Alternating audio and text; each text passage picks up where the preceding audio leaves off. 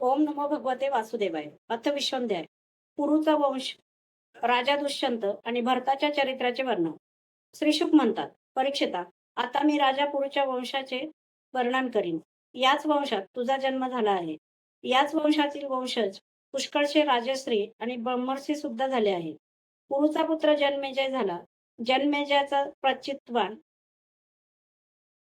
प्रचितवानाचा प्रवीर, प्रवीराचा नमस्सू आणि नमस्सूचा पुत्र चारुपद झाला. चारुपदापासून सुद्यू, सुद्यूपासून बहुगव, बहुगवापासून संयाती, संयातीपासून अहयाती आणि अहयातीपासून रौद्राक्ष झाला. विश्वात्मा असलेल्या प्रधान प्राण्यापासून जशी 10 इंद्रिये उत्पन्न होतात, त्याचप्रमाणे घृताची अप्सरेपासून रौद्राक्षाच्या रौद्राक्षाचे ऋतेयू, कुक्षेयू, स्पंडिलेयू, कृतेयू, जलेयू, संततेयू, धर्मेयू, सत्तेयू, व्रतेयू आणि सर्वात लहान वनेयू असे 10 पुत्र झाले. परीक्षिता, त्यापैकी ऋतेयूचा पुत्र रंतिभार झाला आणि रंतिभाराचे सुमती, ध्रुव आणि अप्रतिरथ असे 3 पुत्र झाले. प्रतिरथाच्या पुत्राचे नाव कण्व होते. कण्वाचे पुत्र मेधातिथी झाला. याच मेधातिथीपासून प्रस्कन्न इत्यादी ब्राह्मण उत्पन्न झाले. सुमतीचा पुत्र रैभ्य झाला. याच रैभ्याचा पुत्र दुष्यंत होता. एकदा दुष्यंत शिकारीसाठी म्हणून काही सैनिकांसह वनात गेला होता. तेथे तो कण्व मुनींच्या आश्रमात जाऊन पोहोचला. त्या आश्रमात देवमायेप्रमाणे मनोहर अशी एक स्त्री बसली होती. तिच्या लक्ष्मीप्रमाणे असणाऱ्या अंगकांतीने तो आश्रम शोभत होता. त्या सुंदरीला पाहता दुष्यंत मोहित झाला आणि तो तिच्याशी वार्तालाप करू लागला. तिला पाहता त्याला अत्यंत आनंद झाला. त्याच्या मनात कामवासना जागृत झाली. थकवा नाहीसा झाल्यानंतर अत्यंत मधुर वाणीने स्मितहास्य करत तिला त्याने विचारले, कमलदराप्रमाणे सुंदर नेत्र असलेल्या हे देवी, तू कोण आहेस आणि कुणाची कन्या आहेस? माझे हृदय आपल्याकडे आकर्षित करून घेणाऱ्या हे सुंदरी, या निर्जन वनात तू कशासाठी राहतेस? हे सुंदरी, मला निश्चितपणे असे वाटते की तू कोणा क्षत्रियाची कन्या आहेस, कारण पूर्ववंशीयांचे चित्त कधी अधर्माकडे झुकत नाही. शकुंतला म्हणाली, आपले म्हणणे बरोबर आहे. मी विश्वामित्रांची कन्या आहे. मेनकेने मला वनामध्ये सोडून दिले होते. महर्षी कण्वांना हे माहीत आहे. मी आपली काय सेवा करू? हे कमल नयना, आपण येथे बसावे आणि आमच्याकडून आदरातिथ्य स्वीकारावे.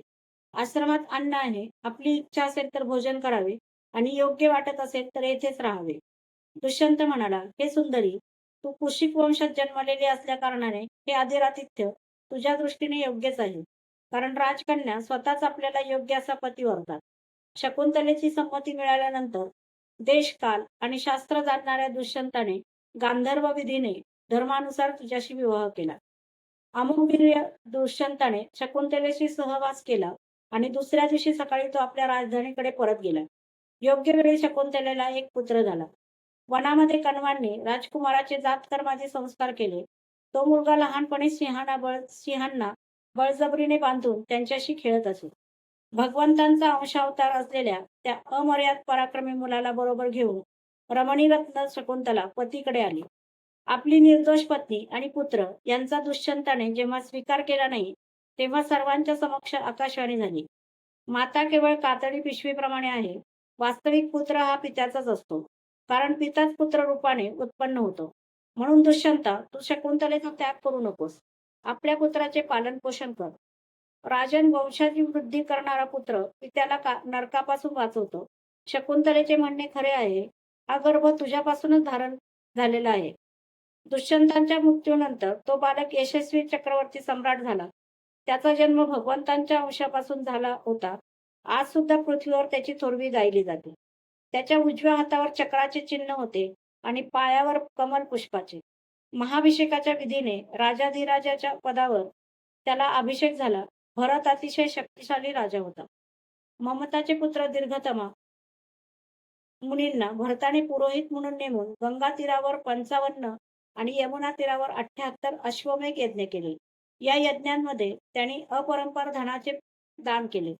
भरताने अग्निस्थापना अतिशय पवित्र स्थानांमध्ये केली होती. त्या ठिकाणी भरताने 1000 ब्राह्मणांना प्रत्येकी एक एक बद्व 13,084 गायी दिल्या होत्या. अशा प्रकारे भरताने 133 यज्ञ करून सर्व राजांना आश्चर्यचकित केले. शेवटी त्याने आत्मज्ञानाने मायेवरही विजय मिळवून श्रीहरींना प्राप्त करून घेतले. यज्ञामध्ये मनष्णार नावाचे एक कर्म असते. त्यामध्ये भरताने सुवर्ण विभूषित पांढऱ्या दातांचे आणि काळ्या रंगाचे 14 लाख हत्ती दान केले. भरताने हे भरताने जे महत्कर्म केले ते यापूर्वी कोणताही राजा करू शकला नाही किंवा पुढेही करू शकणार नाही. स्वर्गाला कोणी हात लावू शकतो काय?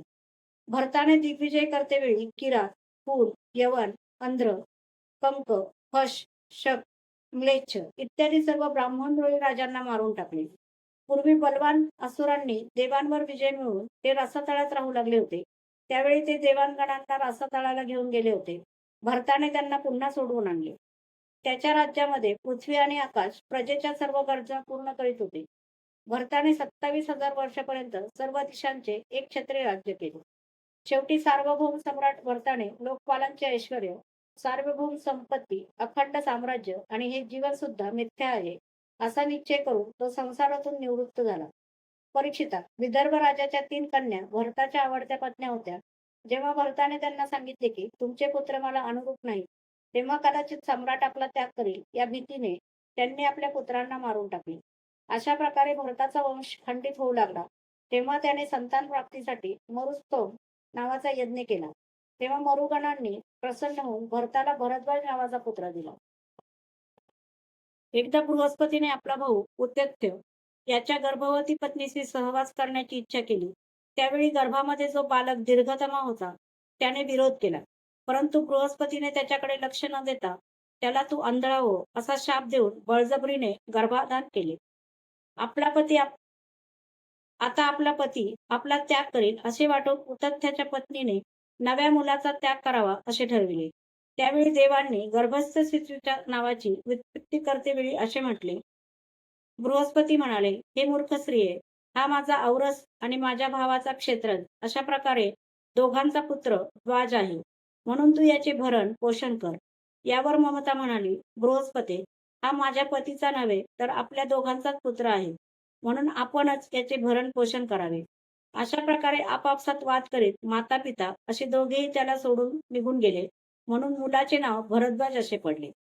देवांनी नावाची अशी उत्पत्ती करूनही ममता अशी समजली की हा माझा पुत्र विथत म्हणजेच अन्यायाने उत्पन्न झालेला आहे.